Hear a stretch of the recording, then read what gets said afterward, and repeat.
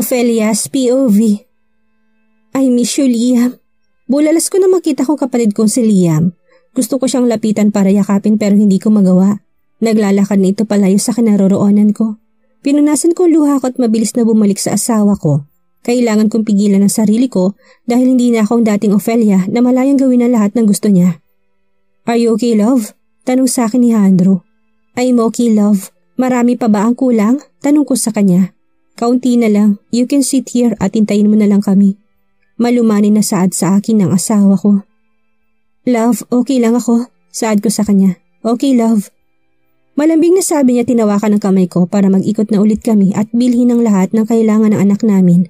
Tinapos na namin ang pamimili ng mga gamit ni Alej at habang nasa biyahe ay nakatulog ulit ito. Na-stuck kami sa traffic dahil rush hour na. Love, tawag ko sa kanya. Yes, love. Sagot naman niya sa akin. Pwede mo ba akong ibili ng... Anong gusto mo, love? Tanong niya sa akin. Gusto ko sana ng siopaw. Nahiyang sagot ko sa kanya. Okay, love. Saan ba tayo bibili? Tanong niya sa akin. Sa convenience store. Mahinang sagot ko sa kanya. Okay, dadaan tayo. Malambing na sagot niya sa akin. Thank you, love. Nakangiting turan ko sa kanya. Kapag may gusto ka, huwag kang mahihiyang magsabi. Lalo na sa bahay. Kapag may ulam ka na gustong ipaluto sa katulong natin, sabihin mo lang sila. Sabi niya sa akin. Okay lang ba na ako magluto ng dinner lagi? Tanong ko sa kanya. Of course. Gawin mo lahat ng gusto mo. Hindi ko lang naman yun bahay ko, hindi bahay nating dalawa. Ang lahat ng sa akin ay pag-aari mo rin, love. Nakangiting sabi niya sa akin. Okay, love. Sagot ko sa kanya, tumingin ako sa labas ng bintana. Gusto ko rin maging okay kaya napabili ako sa kanya ng siopaw. Ganito kahit noon pa, tuwing malungkot ako bumibili ako palagi ng siopaw. Comfort food ko siya. Dahil nalulungkot ako ngayon, pinipigilan ko sarili kong umiyak. Gusto kong yakapin ang kapatid ko kanina. Gusto kong sabihin sa kanyang buhay ako. Miss na miss ko na silang lahat. Love, love, rinig ko na tawag niya sa akin. Ha? Love, bibili na ako ng siopaw. May iba ka pa bang gusto? Tanong niya sa akin. Pistachio ice cream? Sagot ko sa kanya. Okay. Hinalikan niya ako sa lobby bago siya bumaba sa kotse at pumasok sa loob ng store. Habang nasa loob siya, tinatanaw ko siya mula rito sa loob ng kotse. Kahit na nasasaktan at nalulungkot ako ay nakangiti pa rin ako. Alam ko na kahit paano'y tama ang desisyon ko. Hindi ako nawawala ng pag-asa na isang araw ay magiging maayos sa amin ang lahat, na magiging masaya kami ni Andrew, na matatanggap ako ng mommy niya at matatanggap rin siya ng pamilya ko. Dahil alam ko na kapag nalaman ng mga kapatid ko na buhay pa ako, ay magagalit sila kay Andrew o baka magalit rin sila sa akin. At alam ko na gagawin rin nila. Ang lahat mailayo lang ako sa mag-ama ko. Palabas na ngayon si Andrew kaya tinitinan ko sarili ko sa salamin. Huminga ako ng malalim para pakalmahin ang sarili ko. Pagpasok ng asawa ko ay binigay niya kaagad sa akin ang binili niya. Thank you, love. Saad ko sa kanya, tinalikan ko siya sa labi. I love you. Ang naging sagot niya sa sinabi ko kaya napangiti ako. Nagmaneho na ulit siya at ako naman ay kinakain ng siopaw na binili niya. Love, hindi ka naman gutom, hindi ba? Pabirong tanong sa akin ng asawa ko. Napatingin ako sa kanya bigla. Medyo nahiya ako dahil dalawa na pala kaagad ang naubos ko. At halos kalahati na ng ice cream ang nakakain ko. You're so cute. Ano niya sa akin at kinurot ang pisngi ko. Sorry, namiss ko lang kumain ng ganito. Mahinang sabi ko sa kanya. It's okay, love.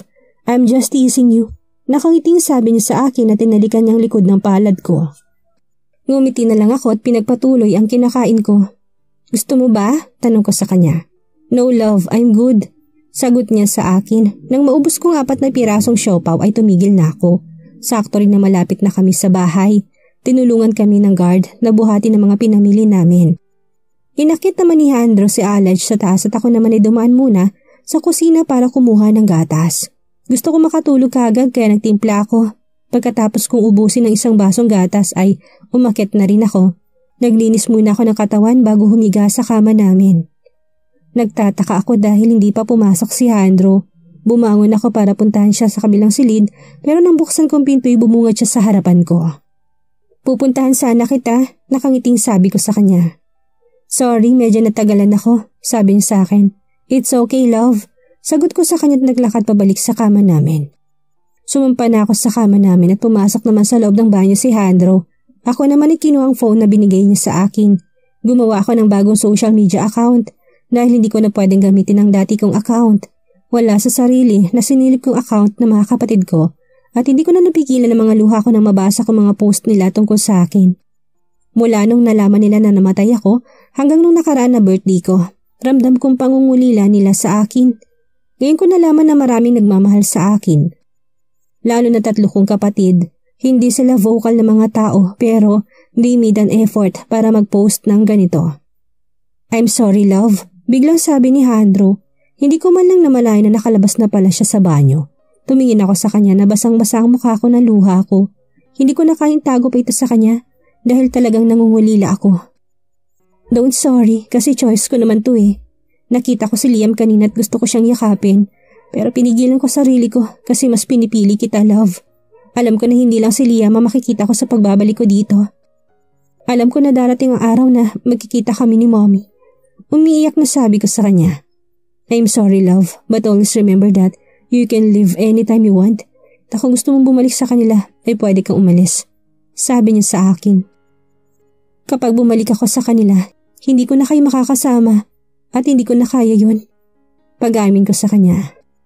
Pero kaya mo ba na hindi mo rin sila kasama? Malungkot na tanong niya sa akin. Kaya ko na hindi sila kasama dahil mahal kita. Mahal na mahal kita. Kayo ni Aled siyang buhay ko. Umiiyak na sagot ko sa kanya. Mahal na mahal din kita love. Kaya nga gusto ko nang bumawi sa'yo. Gusto ko nang gawin lahat para sa'yo. Dahil mahal kita. Umiiyak na rin siya ngayon. Love, alam ko na darating ang araw na malalaman nilang buhay pa ako. Pero sana kapag dumating ang araw na yon ay ipaglaban mo ko. Kasi lalaban din ako para sa atin. Sabi ko sa kanya. Gagawin kong lahat ng makakaya ko love. Hindi ako susuko.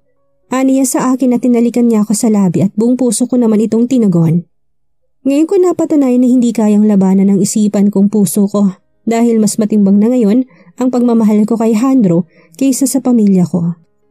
Ngayon ang unang araw ni Alad sa school at kanina pa ako nakaharap sa salamin.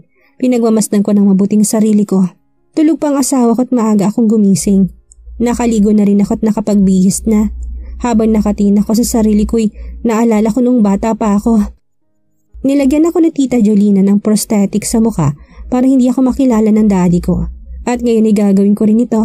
Naisip ko na hindi ko kailangang magtago sa balabali ko. Nagpabili rin ako ng contact lens kay Handro. Para kung sakaling makita kong isa sa kanila hindi nila agad ako makikilala. Nagpagupit din ako ng buhok ko kahapon. Nanginginig ang kamay ko habang nilalagay ko sa mukha kong prosthetic. Pinigilan ko rin ang sarili ko na umiyak dahil bumabalik sa alaala ko nangyari sa amin noon. Kaya nagawa ni Mommy na itago ako sa daddy ko. Kaya minsan hindi ko maiwasang magdamdam sa tita Candy ko dahil siya na lang palaging dahilan ng paghihirap namin. Love, narinig kong mahinang pagtawag sa akin ng asawa ko. Good morning love, masiglang bati ko sa kanya. Nakita ko na bumangon siya at lumapit sa akin. Hinalikan niya ako sa noo kaya ngumiti ako sa kanya. Love, you don't need to do this. It's okay na ipakita mo mukha mo. Sabi niya sa akin ikinainis ko. Ano bang gusto mo? Gusto mo ba na umuwi na ako sa amin? Nainis na tanong ko sa kanya. Love, malumanin na tawag niya sa akin. Nakakainis kasi. Ginagawa ko to para sa atin pero palagi mo nalang sinasabi na pwede kong ipakita ang mukha ko. Naiintindihan mo ba yung sinasabi mo? Parang gusto mo na ako umalis dito. Parang iiyak na sabi ko sa kanya. Shh, I'm sorry. Pag-aalo niya sa akin. Ikaw kasi nakakainis ka. Parang batang sabi ko sa kanya. Sorry na, promise hindi na ako mangingialam sa mga gusto mong gawin. Ayoko lang na masyado mong pinapahirapan ang sarili mo. Sabi niya sa akin. Hindi ko naman pinapahirapan ang sarili ko. Don't worry too much. Dahil kaya ko sarili ko. Sabi ko sa kanya at sinuklay ng kamay kong buhok niya. Hindi ba yan masama sa skin mo? Parang batang tanong niya sa akin. Hindi naman po, tatanggalin ko naman kaagad eh. Sagot ko sa kanya. Okay love, shower lang ako. Paalam niya sa akin na tinalikan niya ako sa labi. Okay love, sagot ko sa kanya. Nang pumasok siya sa banyo, pinapatuloy ko ng ginagawa ko. May narinig akong kumakatok sa pintuan namin, kaya tumayo ko para buksan. Napangiti ako dahil bumungad sa akin si Alaj na sobrang gwapo. Nakaligo na siya at nakasuot na siya ng school uniform niya. Good morning. Mommy, what happened to your face? Nagtatakang tanong niya sa akin. Good morning baby. Ang handsome mo naman ngayon. Nakangiting bati ko sa kanya. Mommy, hindi niyo po sinagot yung tanong ko. Para hindi nila ako makilala, baby. Pero aalisin ko rin naman ito. Nakangiti sagot ko sa kanya. Hindi po ba yan masakit? Nag-aalalang tanong niya sa akin. Hindi naman po, baby. Sagot ko sa kanya. Umupo siya sa tabi ko habang tinatapos ko ang makeup ko. Lumabas na rin ang daddy niya sa banyo at nagbihis. Nakasuot pa ng suit si Jandro dahil papasok pa siya sa opisina pagkatapos niya kaming ihatid ni Alaj. Nang matapos na ako'y bumaba na kami para kumain ng breakfast. Laking pasasalamat ko dahil wala namang pakialam ang mga kasambahin namin sa akin pero alam ko na nagtataka sila. Are you excited, baby? Tanong ko kay Alaj na nakaupo sa may backseat. Super po, mommy! Masayang sagot niya sa akin. Enjoy ka sa school mo? Nakangiting sabi ko sa kanya. Opo, mommy! Nakangiting sagot niya sa akin. Tahimik lang si Jandro habang nakikinig sa amin ni Alaj. Pagdating namin sa school ay hawak namin ang kamay ni Alaj habang naglalakad kami. Sa tapat mismo ng pintuan ng room niya, namin siya inihatid. Hinalikan namin siya bago siya pumasok sa room niya. I love you. Bulong sa akin ni Jandro kaya napangiti ako. Nagpaiwan ako dahil hihintayin ko si Alaj. Pumasok na rin si Jandro sa opisina. Tahimik lang ako nakaupo sa may waiting area kasama ng mga nani ng iba pang mga bata. Habang sila'y masayang nagkakwentuhan, umusod ako dahil may tumabi sa akin isang babae. Pero sa tingin ko'y dalagita pa to para kasi siyang 18-year-old. Hi po, nakangiting bati niya sa akin. Hi, tipid na sagot ko sa kanya. Anak niyo po ba yung binabantayan niyo? Tanong niya sa akin. Oo, anak ko, sagot ko sa kanya. Ako po, nani ako ng isa sa mga bata dito. Ako po pala si Cheche. Nakangiting papakilala niya sa akin. Oh, Fel, sagot ko sa kanya. Ang gwapo po ng anak niyo. Ganun rin po yung daddy ni baby. Nakangiting sabi niya sa akin. Hindi ko alam kung sasagutin ko ba siya. Hindi ko rin kasi alam ang sasabihin ko sa kanya. Kaya ngumiti na lang ako. Ate, ano po yung nangyari sa mukha mo? Kung okay lang na magtanong? Tanong niya bigla sa akin. May ganito na ako simula nung bata pa ako, sagot ko sa kanya. Pero alam mo ate, ang ganda mo pa rin kahit na may malaki kang scar sa pisngi mo, nakangiting sabi niya sa akin. Hindi ako komportable sa sinabi niya sa akin kaya ngumiti na lang ako sa kanya dahil alam ko na wala naman siyang ibang ibig sabihin sa sinabi niya. Sorry po ang daldal ko at matanong ako sa inyo, sabi niya sa akin. Okay lang, sorry po ate. Sabi niya at tumayo na para umalis. Hinayaan ko na lang siya. Lumingon ako sa mga iba pang mga nani at nahuli ko silang nakatingin sa akin. Pero kagad rin silang umiwas ng tingin sa akin. Alam ko na may ibang ibig sabihin ng mga tingin nila. Lalo na't gwapong mag-ama ko. Siguro iniisip nila kung ano nagustuhan sa akin ni Jandro. Pero napapangiti na lang ako dahil alam ko naman na maganda ako. Bigla ako nakaramdam ng pagkagutom. Kaya tumayo na ako para pumunta sa may cafeteria nila dito. Habang nasa daan ako'y makakasalubong ko si Cheche. Ngumiti siya sa akin kaya ngumiti din ako sa kanya. Che, gusto mo ba akong samahan sa cafeteria? Tanong ko sa kanya pero kita-kita kong nag-aalangan siya. Libre ko, sabi ko sa kanya. Nakakahiya po ate, aniya sa akin. Tara na, yaya ko sa kanya tinila ko siya. Pumasok kami sa loob ng cafeteria at nag-order ng pagkain. Habang kumakain kami nagkakwento to sa akin. Nalaman ko na bago pa lang siya dito sa Maynila at galing siya sa probinsya. Napangiti na lang ako dahil ang daldal niya. Naalala ko sa kanya si Soraya. Madaldal rin kasi ang isang yun at mabait din. Kamusta kayang unang araw niya sa school? Tanong ko sa sarili ko dahil noong nakaraan pa ito pumasok. Pagkatapos namin kumain ay bumalik na ulit kami sa waiting area. Si Cheche yan ang kausap ko pero tipid pa rin ako sumasagot sa kanya. Marami akong nalaman tungkol sa kanya, lalo na sa boss niya. Kindergarten ang alaga niya, single dad pala ang boss niya. Unang lumabas ang alaga ni Cheche, kaya sinalubong niya to. Napangiti ako dahil ang cute at ang gwapo ng bata. Pero nagulat ako dahil nakita kong name tag ng bata. Alfie Gale Fierro ang nakasulat sa name tag niya. Tatanungin ko sana si Cheche pero pinigilan ko sarili ko dahil paalis na sila talata nagmamadali ng bata na umuwi. Nagtagal pa ako ng ilang oras at nang mag-uwian na sila Alej ay sinalubong niya ako ng isang mahigpit na yakap. Napangiti ako dahil halatang masaya siya sa unang araw ng pasok niya. Paglabas namin sa gate ay kakarating lang rin ni Jandro. Masaya ako dahil nagbibigay din siya ng effort para sa anak niya. Umuwi na kami't nagluto ako ng dinner namin habang si Alex ay nagbabasa ng libro sa living room at si Handro naman ay may mga tinatapos na mga papers. Love, nagulat ako dahil sumigaw si Handro papalapit sa akin. Mabilis niyang pinatay ang kalan. Are you okay? Nag-aalalang tanong niya sa akin. O okay lang ako, sagot ko sa kanya. Dahil hindi ko alam kung ano bang nangyari sa akin, pagtingin ko sa niluluto ko'y sunog na to. Kaya bigla ako nalungkot. Magluluto na lang ako ulit, love. Sorry talaga. Saad ko sa kanya't naglakad ako papunta sa ref namin. Love, it's okay. Order na lang tayo. Nakangiting sabi niya sa akin. Tumango na lang ako bilang sagot sa kanya. Excited pa naman ako kanina dahil gusto ko silang ipagluto pero palpak naman ang gawa ko. Hanggang ngayon kasi iniisip ko pa rin ang batang si Alfie. Hindi ko rin kasi maintindihan ang sarili ko. Bigla ko na lang kasi itong naalala.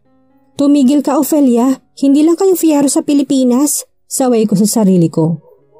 Umiiwas na akong lumabas ng bahay. Kapag ihahatid ko lang si Alex saka ako lumalabas. Ihahatid ko siya at susunduin na siya sa driver at ng isa namin kasama sa bahay. Kaya minsan hindi na ako lumalabas sa kotse dahil kaya na daw niyang pumasok mag-isa. Mas gusto ko na lang kasing mabuhay na may peace of mind. Kasi pinipili ko nang mabuhay na mag-ama ko lang ang kasama ko. Mahal ko ang pamilya ko pero may pamilya na rin ako ngayon. Kaya hanggat maaari dito na lang ako sa bahay. Love, sama ka na sa akin sa office, please. Nakangiting sabi sa akin ng asawa ko. Love, ayoko. Inaantok pa ako, pagsisinungaling ko sa kanya. Alam ko na hindi ka inaantok. Saad niya sa akin at alam ko nakangiti siya. Kanina pa nga niya ako pinipilit pero tinatamad akong bumangon. Sige na nga, napipilitan pang saad ko sa kanya at bumangon na ako. Nagtataka nga ako dahil hindi to pumasok ng maaga ngayon. Naligo na muna ako. Magsusot sana ako ng shorts pero nakita ko na may nakahanda na akong damit. Napangiti na lang ako dahil ang sweet ng asawa ko. Sinuot kong bestidang pinili niya and I pair it with my flat sandals. Saktong natapos na ako magbihis nang pumasok siya sa silid namin. Lumapit siya, tinapit niya ang bewang ko. Sabay halik sa labi ko ng buong puso ko naman tinugon. Let's go na, love. Sabi ko sa kanya, tinila ko na siya pababa. Bumiyahe na kami papunta sa opisina niya. Habang nagmamaneho siya'y hawak niya isa kong kamay. Ako naman ay busy sa phone ko. Nanonood kasi ako ng mga cooking tutorial. Love, masyado ka na talagang seryoso dyan. Biglang sabi sa akin ng asawa ko. May sinasabi ka ba, love? Sorry, gusto ko lang talagang matutong magluto ng iba pang mga ulam para hindi naman kayo magsawa sa mga niluluto ko. Sagot ko sa kanya. Kahit paulit-ulit pang niluluto mo'y walang problema sa akin. Ang mahalaga sa akin kasama kita. Nakangiting sabi niya sa akin. Bakit ang sweet mo ngayon? Natatawang tanong ko sa kanya. Sweet talaga ako. Sagot niya sa akin at tinalikan ng kamay ko. Opo, sweet ka na Kuya Cyrus. Pabirong sabi ko sa kanya. Kuya? Kunot noon tanong niya sa akin. Hindi ba kuya naman talaga kita? Nakangiting tanong ko sa kanya. Dahil gusto ko siyang asarin. Siguro panahon na para maging kuya na si Alex. Nakangising sabi niya sa akin. Maang naman ako nakatingin sa kanya. Napanguso na lang ako dahil hindi ko rin naman alam ang sasabihin ko. Siguro tama siya, pero nakakatakot rin naman na magbuntis, lalo pat hindi pa maayos ang lahat sa amin. Natatakot ako na mahirapan ang anak ko. Ayaw mo ba maging kuya na si Alex? Tanong niya sa akin, nakita ko lungkot sa mga mata niya. Hindi ko alam na hinihintay niya palang sagot ko. Pero ano nga bang isasagot ko sa kanya? Pwede ba ako magpa-check up muna? Tanong ko sa kanya. Okay. Pinasagot niya sa akin. Gusto ko lang makasigurado, love. Naalala mong gamot na pinainom mo sa akin? Sabi ko sa kanya. Sa tingin mo ba papainumin kita ng gamot na yon? Biglang tanong niya sa akin. Huwag na lang natin pag-usapan, saad ko sa kanya. Hindi ko gagawin yung love. Dahil kahit na marami akong ginawang masama sa'yo, gusto ko pa rin bumuo ng pamilya kasama ka. Sabi niya sa akin habang ramdam kong lungkot sa boses niya. Hindi ko naman napigilan ang sarili ko. Bigla na lang ako umiyak. Ibig sabihin ay pinalabas lang niya na pinainom niya ako. Naiko yung kumpalad ko dahil mukhang alam ko na kung sinong salarin. Shh, love. Huwag ka na umiyak. Ani nga sa akin. Ang buong akala ko sinira mo ng buhay ko. Sorry love kung nagalit ako sa'yo. Pero sana sinabi mo sa akin. Sana noon mo pa inamin sa akin ang lahat. Sabi ko sa kanya.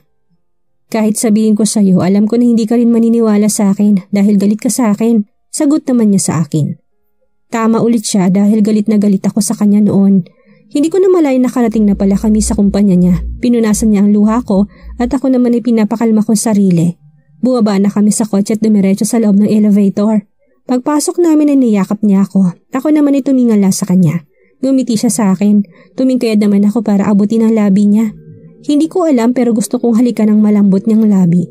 I gently kissed him pero biglang naging agresibong galaw ng labi niya hanggang sa naramdaman kong kamay niya sa pang-upo ko. Naglilikot na rin ito sa ibang parte ng katawan ko. Mahinang ungol ko at mahina ko siyang nasabunutan. Love, I want you right now, right here. Bulong niya sa tenga ko. I want you to. Sagot ko sa kanya, wala na siyang sinayang na oras dahil binuhat niya ako at sinandal sa pader. Nakikita kong pagmamahal at pagnanasa sa mga mata niya. Hindi naman ako nag-alala dahil alam ko na walang makakakita sa amin. He pressed the stop button, kaya tumigil ang elevator. Lihim ako napangiti dahil ito palang purpose ng pagpili niya sa dress. Kinalas niyang suot niyang belt at binaba ang suot niyang slacks. Ramdam na ramdam ko na siya sa bandang puwatan ko. Kahit ako'y nasasabik na rin, bumaba ang halik niya sa leg ko. I can't take it anymore, love. Pabulong na sabi sa akin. Kakaiba palagi nararamdaman ko tuwing nag-iisang katawan naming dalawa. Ramdam kong pagmamahal niya sa akin. Kakaibang sarap at kiliti ang dulot ng buong pagkatao. Ang sarap mo, love. Naging maras na bawat galaw niya na nagugustuhan ko naman. Lahat ng ginagawa niya sa katawan ko'y nagugustuhan ko. Handro, hiyaw ko sa pangalan niya. Hindi ko na nabigyang pansin ng mga lumalabas sa bibig ko. Bastang alam ko lang ngayon ay masayang puso ko na gusto kong ginagawa namin. Pilit kong pinipigilan ang sarili ko pero sadyang hindi ko na kaya dahil malapit na ako hanggang sa makaraos na ako. I'm coming also, love. Saad naman sa akin ng asawa ko. Sabay kami napahalinghing dahil naramdaman ko mainit na likido na pumuno sa pagkababae ko na halos tumirik ang mga mata ko sa sarap. Pinanggigilan rin niyang leg ko at sa tingin ko'y may nag-iwan na naman ito ng marika sa balat ko. Nakayakap ako sa kanya dahil biglang nawalan ng lakas sa mga tuhod ko. Mabuti na lang at karga ako ng asawa ko. This is so good and hot, love. I love you. Nakangiting sabi niya sa akin. Yeah, make love in the elevator is good. I love you too, love. Bungis-ngis na sabi ko sa kanya. Inayos namin ang sarili namin at tumuloy na kami sa opisina niya. Busy ako sa pagbabasa habang busy rin sa trabaho niya ang asawa ko hanggang sa pumasok ang secretary niya. May inabot siyang maliit na card kay Handro. Nakatitig lang ang asawa ko sa card kaya lumapit ako sa kanya. Pupunta kami, sabi ng asawa ko sa secretary niya. Mabilis naman itong lumabas at kami na lang dalawang nandito sa opisina niya. Kumalabog naman lakas ang dibdib ko nang basahin ko nakasulat sa card na hawak niya. Iniimbitahan siya sa isang party at galing ito sa... Kanino kaya galing ang imbitasyong natanggap ni Handro? Paunlakan kaya ito ni Ophelia? Yan ang ating aalamin sa susunod nating kabanata.